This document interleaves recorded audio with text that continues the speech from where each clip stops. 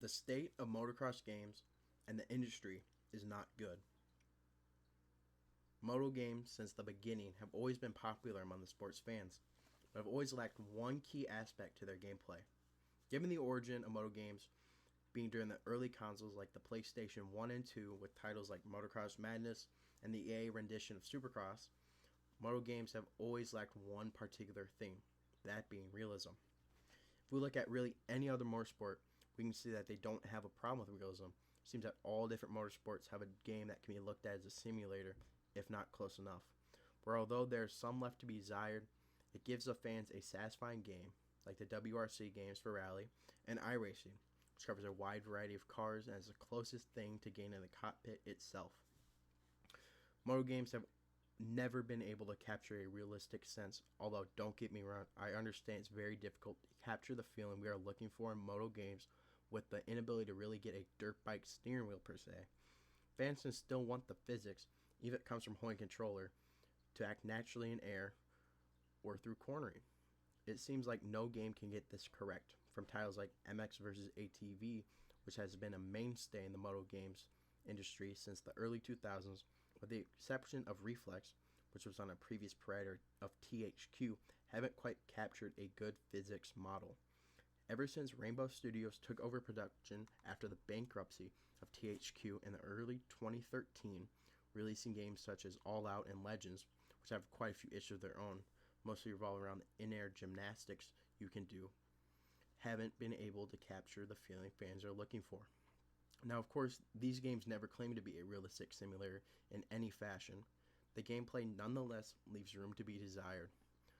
There was some rivaling from Milestone in the installments of MXGP and later on Supercross of the late 2010s to early 2020s, which had a promising start to the more grounded feel that people and fans had been searching for years. Over the last half decade, they haven't been able to provide a good game in any sense of the word and has left much, much to be desired. Now, of course, we have two games that stand out above the rest, those being MX Bikes and MX Simulator.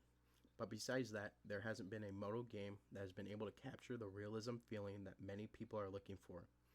It has been kind of the downfall of this genre. The fact that there are so many titles vying for the top spot dilutes the player base that is already small as is. Even with MX Bikes and MX Simulator, who have already problems, the major one being its PC exclusive, which cuts out a major portion of the player base. And although there are many games trying to get to this level, there have not been any that have been able to capture that feeling fans have been looking for. If you like this video, make sure you leave a like and subscribe. Let me know in the comments if you want to see more like this. I really do appreciate it. But with that being said, let's move on. The best way I can describe many of these titles is that the current state of AAA games is poor. These bigger arcade titles shipped out the door with minimal content and tons of bugs, which means instead of feeling fluid and dynamic, which motocross inherently is, the riding feels flat, unresponsive, sluggish to some, and even frustrating. This disconnect is a major, major issue and cannot be overstated. It simply kills the immersion. We can see this with the newer MXGP titles especially. The lack of grip causes you to feel like you are lugging the bike around, not really flowing, the turning impossible, or it's like you're riding on ice skates. Many people have shared this frustration with how this game turned out, as the jumps are bland, the tracks feel lifeless, the erosion they promised never came. The games feel repetitive and shallow. The older entries in the collection had a much smoother pace and were moving in the right direction, but it seems with the newer ones, there is no particular interest in moving the franchise forward and in a better direction. In short, you might have a few tracks, a few bikes, but no sense of real growth or evolving the game into a better state. It naturally causes the hype to die off each time a new game is released. They're littered with rough edges, dated visuals, or quirks that drag down the experience. The titles don't add anything radically new and give a sense that the AAA titles of motocross games are playing catch-up, not leading, just iterating the same formula without vision when the games omit or under-deliver on core features. It just leaves too much to be desired. MXGP and MX vs. ATV titles have only gone downhill with the recent installments. Now, of course, there's always an exception to the rule. And on the AAA side of things, one game stands out above the rest.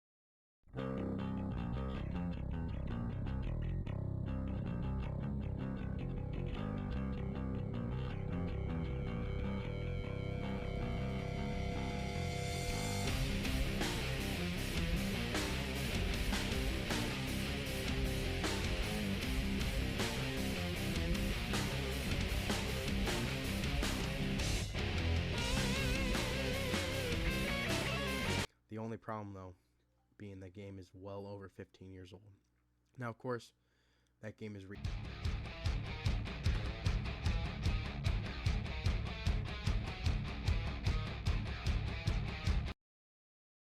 it was their real first attempt at capturing something that felt grounded. It still has issues of its own with the whip glitch and the cinder block tough locks, but besides that, Reflex felt fluid and punishing. Some of these other games lack when it comes to making mistakes, where you don't feel like making a mistake actually impacts your riding and your race. It takes something away. The clutch boost and preloading to bail you out of really any situation. Whilst in Reflex, you slide out, you lose all your momentum. You have to work back to get in the flow. You have to hit corners fast, otherwise you're not going to hit sections. And it just doesn't feel like that's something the newer titles are focusing on. And of course, something on the PC side is that there are mods, which is a core staple of realistic games like iRacing, where the community can develop and build tracks and bikes that otherwise couldn't be seen. It creates an aspect that people want. Being able to race tracks like Redbud or even your local tracks helps separate Reflex from its other Rainbow Studio and the Milestone games. But of course, there's still one major problem. That being Reflex, in all sense of the word, is dead. There's not much going for it anymore. The server shut down, only allowing you to play online on PC with your friends. The community completely ravished and gone.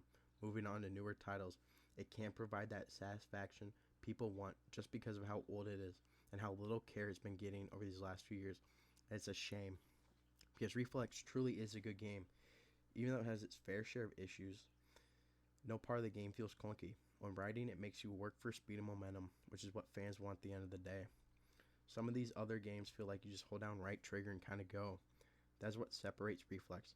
The fact you have to earn speed in this game makes it satisfying to play. With titles like Legends and the Milestone games, you don't feel like that. You just don't have to worry about keeping momentum up, whether it's preloading the clutch boost in Legends or the fact there's really no momentum loss when cornering Milestone games anymore. Reflex has that part figured out, and it's a shame it's inaccessible to most.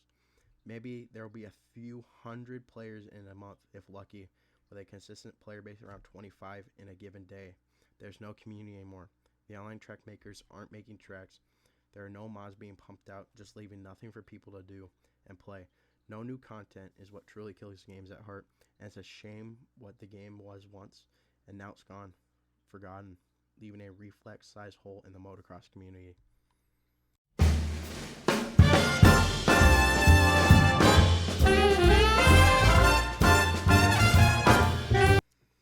Oh, MX Simulator, where to begin? Started way back in 2007 by the creator of JLV. This game was the original simulator motocross.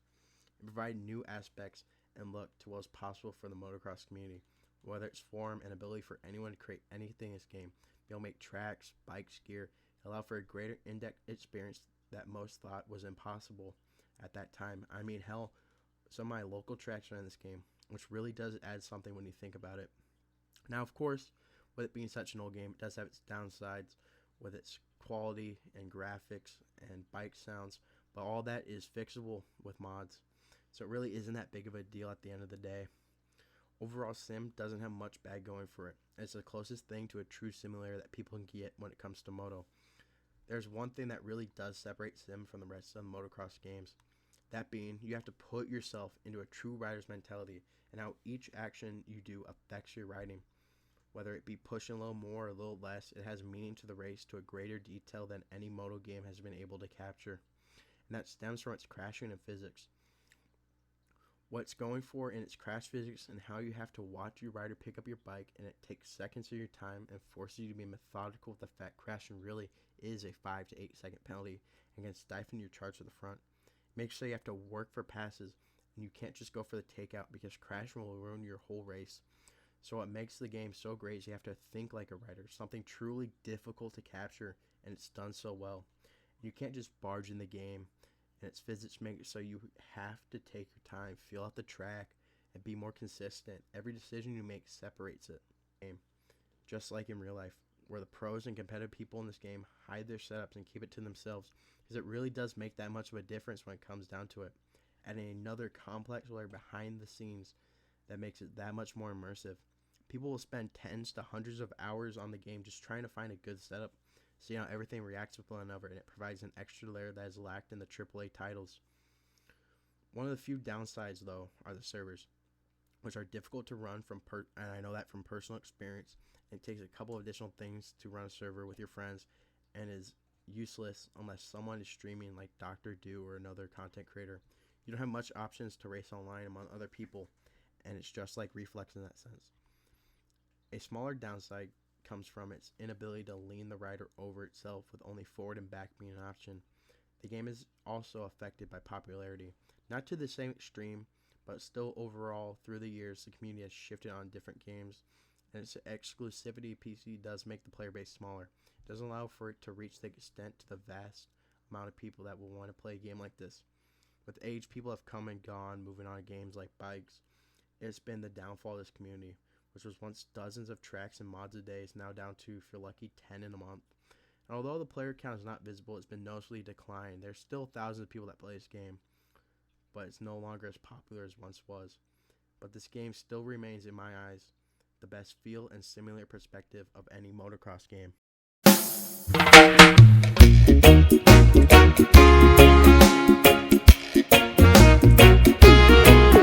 MX Bikes is currently the most popular simulator type of game, averaging roughly 4,000 concurrent players as of November 2025. It stands tall in the motocross community, the part where it stands out most being easily the access to online servers, where you can play with thousands of people at any given time without much effort and hoops to jump through. This is where Bikes stands large, among the rest in terms of its community and ability to play with anyone you want. Still, it has its issues, the main being physics, and although it is better than some arcade games, it still has much room to be improved with how the bike handles and feels while riding and crashing. Unlike in Reflex and MX Simulator, where crashing and casing jumps will punish you, it does not in this game. It simply pogos you up 30 feet in the air and doesn't punish for not carrying momentum. The physics still have much to improve, where in the slow speed you start wobbling and can't control the bike, or going uphill is nearly impossible at low speeds. The low speed physics are the main detriment to this game. It makes the game feel gritty and sloppy. Still, the worst part of all, a creator who no longer cares for his game, no longer updating it, making it better, improving the areas that need drastic renovations. Living in this awkward state where the skeleton for something great is there, but the body remains in pieces. Now with the creator no longer caring, hackers and mods that negatively affect the community and gameplay are starting to run rampant. Joining any random lobby, you can see this. Someone hitting impossible stuff and not seeing any repercussions because there's no true ban system in this game. Only you can ban him from the server, but as soon as you restart it and reset it, he can join right back and make small little tweaks until the hacks become unnoticeable. There are even cases of pros doing this, and the lack of banning in this game allows for people just to be able to do whatever they want with no chance of being punished for it. It leaves you during the races with the thought in the back of your mind of, is this person cheating? With no way to prove it because the anti-cheat just simply isn't there. Unlike in Sim, where creator is still very much active in the community, still listening to ban courts to get people banned, it doesn't exist in Bikes. People can cheat and take other people's account info and use it for themselves even. If they don't get banned in some sort of way, they can just come right back without having to buy any setup or ways to get around it because there simply isn't there. This causes many people to get burnt out. We can see this from the creators like Linz and Reaper Doc, who no longer race pro. They've expressed their concerns over the current state of the game with no change in sight, as the creator has all but checked out of his game. We can still see this with the player count. Although it is the most popular game, we can see it's reached its peak and slowly starting to lose players over the last few months, reaching its peak around February, March with 5,100 players, until now seeing just over 3,900. Over time, it's slowing down. Since March, with the exception of May, the game has lost anywhere from 2.6 to 7.8% of its player base each month, a trend that we have not seen in Bikes, where since its release in October 2019 is only seen a couple of negative months. This consistency in the red shows the outrage of the player base with its current state and lack of care. It slowly began to follow the same problem with Reflex and MX Simulator, where the community is starting to grow thin and disjointed. In essence, the motocross video game genre right now is underperforming. It suffers from weak handling, redundant content, technical flaws, lack of innovation, and unmet expectations with poor physics and handling to boot. The lack of care and dying communities crush some of its best games. This means the sport and genre are in a crossroads. It needs a game to unite all. That's where I hope Motocross the game can step in. I'm of course weary of the game's potential and claims, but nonetheless can still hope for something great. Even when a motocross game does it right, like MX Bikes, the lack of development and care by the developer has led to needing changes to make the game better, polished, and overall take that next step that is seemingly never coming, leaving an unfinished state where glitches remain and some to be desired. For fans of the sport, this means this genre often feels like it is good enough rather than must play. And yeah, thank you for watching.